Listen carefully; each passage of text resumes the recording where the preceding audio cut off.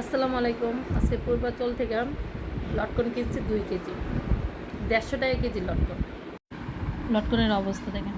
আমি যখন লটকনটা খাইছি তখন প্রচণ্ড মিষ্টি ছিল, এই জন্য বলছি যে মামা আমাকে 2 কেজি লটকন দেন।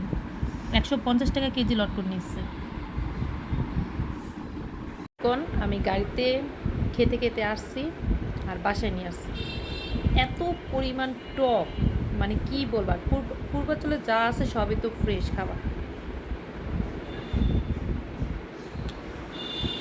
প্রচুর টক। এখন এই লটকন কীভাবে খেতে হবে? শুকনা মরিচ পুড়ে নয়তোবা শুকনা মরিচের ফাঁকি দিয়ে লবণ দিয়ে মাখাইয়া তারপর আমাকে লটকনগুলো খেতে হবে। আর লটকন তো এখন বের হয় নাই অলরেডি, আর যেহেতু পূর্বাচল এটা ফ্রেশ গাছের থেকে লটকন নিয়ে আসছি, কলা নিয়ে আসছি, তালের আঠি নাকি আঁশ ওইটা নিয়ে আসছি, তারপর আরও কিছু সবজি টবজি নিয়ে আসছি। আর হাঁসের মাংস তো খেয়েছে 5 প্লেট। আসলে এত মজার ছিল। আর চাপটি যেটাকে বলে, মানে আমি কখনো এত চাপটি খাইনি। দিতেসার খালি খাইতেছে, দিতেছে খাইতেছে 10টা চাপটি খাইছি। মানে এত ভালো লাগছে, মচমচা। এই ছোটোবেলায় চাপটিগুলো খাইছি অনেক বছর পরে।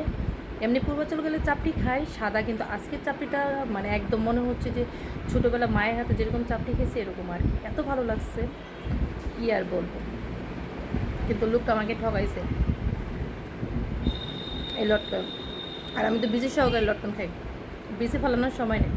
আমার ছোটো ভাইয়ের ছেলে, ওকে লটকন দিলে খালি সিলতে যতক্ষণ, খাইতে ততক্ষণ, খালি মুখে দিবার গিলবো। ওর দোষ হয়েছে আজকে আমার, যে আমি খাচ্ছি আর গিলতেছি বিচি সহকারে।